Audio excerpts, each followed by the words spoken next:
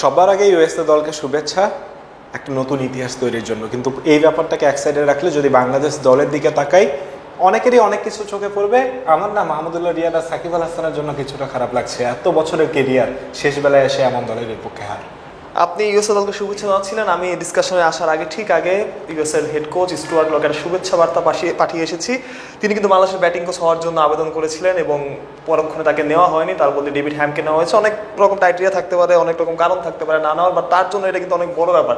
যে দলের batting coach তিনি হতে চেয়েছিলেন, যে দলের ব্যাটিং কোচ তিনি হতে পারেননি, সেই দলকে তিনি হারালেন অন্য একটা দলের হেড কোচ হয়ে। তাকে অভিনন্দন। এবং আমি আসলে কষ্ট তো অবশ্যই এখানে দাঁড়াচ্ছি, আমি আসলে দাঁড়াতেও চাইনি, তারপর পেশাদারিত্বের খাতিরে দাঁড়াতে হচ্ছে। সাকিব মাহমুদুল্লাহ অনেকগুলো ইস্যু নিয়ে কথা বলা যায়, অনেক আলোচনা করা যায়, দোষ ত্রুটি খোঁজা যায়, কিন্তু গোড়ায় যে সমস্যা সেটা নিয়ে আলোচনা করলে মনে হয় ভালো হয়।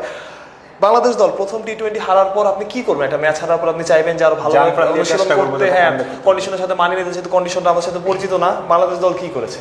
দ্বিতীয় দিন প্রথম টি-20 হারার পরের দিন বাংলাদেশের সুযোগ ছিল অনুশীলন করা, বাংলাদেশ দল কিন্তু অনুশীলনে যায়নি।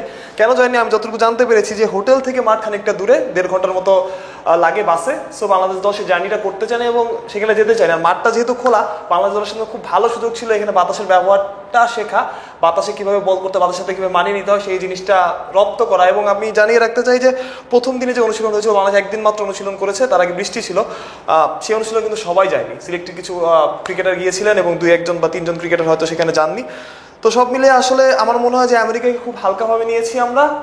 প্রথম ম্যাচের পরে তাদের ম্যাচ সেরা বলেছিলেন, বাংলাদেশ হয়তো তাদের খুব হালকাভাবে নিয়েছে, আমারও সেটাই মনে হয়। এবং প্রথম ম্যাচটা হয়তো অঘটন হিসেবে আমরা ধরে নিতে পারি, বাংলাদেশ দল হয়তো সেটাই ধরেছিল, সেকেন্ড ম্যাচে খুব পাত্তা দেয়নি এবং এটা কিন্তু আমাদের জন্য অনেক শকিং। বিশ্বকাপের আগে হান্নান সরকার বলছিলেন আজকে যে তারা ভেবেছিলেন যে 3টা ম্যাচে বাংলাদেশ খুব ডমিনেট করে জিতবে এবং দারুণ একটা কনফিডেন্স নিয়ে তারা বিশ্বকাপে যেতে পারবে, কিন্তু আলটিমেটলি সেটা কিন্তু হচ্ছে না। উল্টো 2 ম্যাচ হেরে এখন হোয়াইট ওয়াশের জন্য, মানে হোয়াইট ওয়াশ এড়াতে আমরা মাঠে নামবো, আসলে এটাই ভাবাই যাবে। আপনি হান্নান সরকারের কথা বলছিলেন, আমি ওই একই অনুষ্ঠানে হাবিবুল বাশার একটা কথা বলি। তিনি বলেছিলেন যে আমাদের এই দলটাকে, মানে এই দলটার সাথে থাকা উচিত সমালোচনা না করে। একটা বিষয় বলতে চাই, ক্যামেরার সামনে আমরা দুজন দাঁড়িয়ে আছি, দাঁড়ানোর আগে পর্যন্ত আমরা কেউ কারোর সাথে এই কথা বলিনি যে আমি এই প্রশ্ন করব, তিনি কি উত্তর দেবেন। দুজনেই দাঁড়িয়েছি, উনি জানেন যে হচ্ছে আমি কি ধরনের প্রশ্ন করতে পারি, আমি জানি যে উনি কি ধরনের উত্তর দিতে পারেন। আমরা যদি না পারি সেই ক্ষেত্রে মানুষ কিন্তু আমাদের সমালোচনা করবে, কেননা এটা আমাদের কাজ। যেটা কাজ সেটা তো ঠিক মতো না করলে সমালোচনা করাটা খুবই যৌক্তিক। আর এমন হারের পর কি আপনি সমালোচনা না করে চুপ করে থাকবেন? না না, সমালোচনা সবাই করবে আসলে। আপনি আমি যদি বলি যে আপনার সত্যজিৎ রায়ের সমালোচনা করতে গেলে আপনার অস্কার জিততে হবে না, যদিও সত্যজিৎ রায় ধরা সমালোচনার ঊর্ধ্বে, তারপর আমি একটা উদাহরণ হিসেবে দিলাম আর কি। আপনি সমালোচনা হবে, আপনি আসলে যখন প্রশংসা পাবেন, একটা কথা বলা হয় যে বুলেট কিংবা কবিতা, যখন আপনি ভালো করবেন তখন আপনার জন্য মানুষ ফুল নিয়ে আসবে, আর যখন খারাপ করবেন তখন আপনার বুলেট নিক্ষিপ্ত হবে আপনার শরীরে। ব্যাপারটা অনেকটা এইরকম।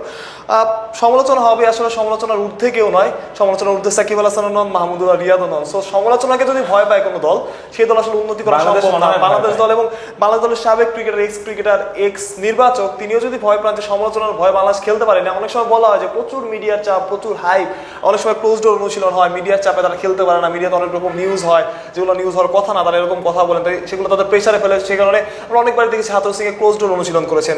এখন তো সেখানে মিডিয়া নেই, আমি যতটুকু জানলাম যে ওখানে মাত্র 3টা মিডিয়া, একজন ক্রিক ইনফোর প্রতিনিধি আর 2 জন বাংলাদেশি মিডিয়া আছেন, আর কোনো মিডিয়া নেই, দর্শকও তেমন নাই, কোনো রকম চাপই তাদের নাই, তারপর তারা জিততে পারতেছেন না। তাও এমন একটা দলের সাথে যে দলের র্যাঙ্কিং 19, বাংলাদেশের র্যাঙ্কিং 9।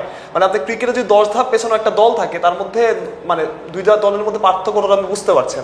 এবং আমি আসলে জানি না, আগের ম্যাচ ছাড়ার কথা বারবার বলতেছি, কারণ আগের ম্যাচে হারমিত সিং বলছিলেন যে উইকেটটা অনেকটা স্লো অ্যান্ড লো উইকেট বলতে আমরা কি বুঝি? মিরপুরের উইকেট। তার মানে উইকেটের সাথে খুব বেশি পার্থক্য নাই। পার্থক্য কি?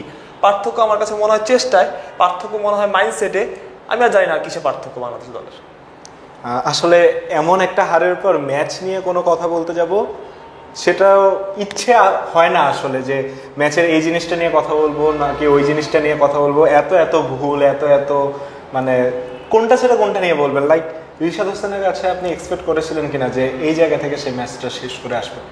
আসলে রিশাদ পর্যন্ত যাওয়ার তো কথা না, ম্যাচটা আগেই শেষ হওয়ার কথা, অনেক আগে শেষ হওয়ার কথা। সাকিব আল হাসান যেভাবে আউট হয়েছেন, তাহিদ হৃদয় যেভাবে উইকেট দিয়ে এসেছেন, শান্ত যেভাবে রান আউট হয়েছেন, ম্যাচটা তো আগেই শেষ হওয়ার কথা। আমরা তো ভাবিও নি যে এতদূর পর্যন্ত ম্যাচ আসবে।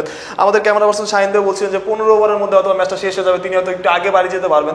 সো আমরাও সেটাই ভেবেছিলাম যে হয়তো একটু আগে ম্যাচ শেষ হবে, বাংলাদেশ খুব ডমিনেট করে জিতবে। এবং কালকে আমার সাথে কথা হচ্ছিল যে একজনের আমাকে বলছিল যে ম্যাচটাকে বাংলাদেশ জিততে পারবে কিনা। আমি বলছিলাম বাংলাদেশ খুব ডমিনেট করে ম্যাচটা জিতবে, কোনো পাত্তাই দিবেন। এবং আমার কাছে প্রথম 10 ওভার পরে মনে হচ্ছিল যে বাংলাদেশ খুব ডমিনেট করে জিততে পারে, বাট এইখান থেকেও যে ম্যাচ হারা হারা যায়, অনেকে বলে না যে এভাবেও ফিরে আসা যায়, এভাবেও যে ম্যাচ হারা যায় সেটা বাংলাদেশ ছাড়া বোধহয় কেউ করে দেখাতে পারবে না, বাংলাদেশের সাথে ছাড়া বোধহয় কোনোভাবেই সেটা সম্ভব না, তাও ইউএস এর মতো প্রতিপক্ষের সাথে। এখন বিশ্বকাপের ঠিক আগে বাংলাদেশের এমন একটা সিরিজ হার বাংলাদেশকে কতটা ব্যাকফুটে ঠেলে দেবে আসলে, সামনে তো একটা বড় ইভেন্ট। কালকে জাতীয় দৈনিকের একটা মানে প্রতিবেদন দেখছিলাম, সেটা শিরোনামটা এরকম যে লাফ দেওয়ার আগে বাঘ তো খানিকটা পেছাবেই। সেটাকে আমরা অনুপ্রেরণা হিসাবে ধরতে পারি, আমার কাছে মনে হয় আমি আগের ম্যাচে অনুপ্রেরণা হিসাবে ধরেছিলাম। সো আমি জানি না আসলে কতটা পিছিয়ে দিবে, কতটা কি করবে, তবে এটা একটা বড় সতর্ক বার্তা এবং আমার মনে হয় দর্শকদের জন্য ভালো হয়েছে। খুব বেশি প্রত্যাশা নাই, যেমন 2023 বিশ্বকাপে আমরা খুব বড় প্রত্যাশা নিয়ে গিয়েছিলাম যে বিশ্বকাপ জয় করবো। এখন আমাদের ক্যাপ্টেন, মানে আমার যতটুকু মনে পড়ে ক্যাপ্টেন বা বলেছেন যে খুব বেশি প্রত্যাশা রাখতে না। আমরা আসলে খুব বেশি প্রত্যাশা রাখছি না, হোপ ফর দ্য গুড, যেটা হয় আর কি। আর প্রত্যাশা না রাখলে ভালো, যে প্রত্যাশা না থাকলে আসলে আমরা ইউএস এর সাথে হারতে পারলে আমরা নেপালের সাথে হারতে পারি, আমরা নেদারল্যান্ডের সাথে হারতে পারি, শ্রীলঙ্কার সাথে হারতে পারি, সাউথ আফ্রিকার সাথে হারতে পারি। আমরা যদি কোনো ম্যাচ জিতি সেটা হবে আমার বড় প্রাপ্তি, এবং দ্বিতীয় রাউন্ডে যাওয়াটা তো অনেক বড় প্রাপ্তি। নাজমুল হাসান প্রাপন গত বিশ্বকাপের আগে বলেছিলেন যে 2022 সালে বলেছিলেন যে আমাদের টার্গেট নেক্সট বিশ্বকাপ, কিন্তু দুঃখজনকভাবে এই বিশ্বকাপটা আসলে আমরা ওইভাবে যেতে পারছি না, এবং বিশ্বকাপের আগে এই সিরিজটা আমাদের অনেকটা পিছিয়ে এবং আরও একটা ম্যাচ বাকি আছে, এবং ইউএস এর সাথে আমরা আরও একটা ম্যাচ খেলবো, তারপর ভারতের সাথে খেলবো। আমি জানি না আসলে পরের 2-3 ম্যাচে কি হবে, বাংলা জিততে পারবি না গ্যারান্টি দিয়ে বলতে পারছি না। এবং আমার একটা সাকিব আল হাসানের একটা কথাও মনে পড়ছে, যে সাকিব আল হাসান বলেছিলেন যে ইউএসএ এবং জিম্বাবুয়ের সাথে খেলে আসলে বিশ্বকাপের প্রস্তুতি হয় না। একই কথা কি ইউএসএ বলবে নাকি? বলতেও পারে, আমি জানি না আসলে। মানুষ যেই কথাগুলোই বলছিলেন আসলে ফ্রাস্ট্রেশন থেকেও অনেকটা, আবার মানে সত্যই তো পুরো ব্যাপারটা বাস্তব সত্য কথা। শেষ অবধি বাংলাদেশ দল কি করবে, বাংলাদেশ দল আসলেই বিশ্বকাপে মানে অ্যাটলিস্ট 2-3টা ম্যাচ জিততে পারবে কিনা তা নিয়ে এখন বোধহয় খুব ভালো মতো ভাবার সময় এসে গেছে, এবং যেটা মানুষ বললেন যে একটা ম্যাচ জিতলেও সেটাই বোধহয় হবে একটা বড় অর্জন। তবে আমরা সবসময় বাংলাদেশ দলকে শুভকামনা জানাই, এরপর আসলে শুভকামনা জানানোর মতো কিছু নাই। চাই যে বাংলাদেশ দল ভালো করুক, তাদের সামর্থ্য অনুযায়ী করুক, খেলুক, এবং প্লিজ যতটুকু সামর্থ্য ততটুকুই খেলুন, নিজের সেরাটা দিয়ে খেলুন এবং দলের জন্য খেলুন, চেষ্টায় কমতি রাখবেন না।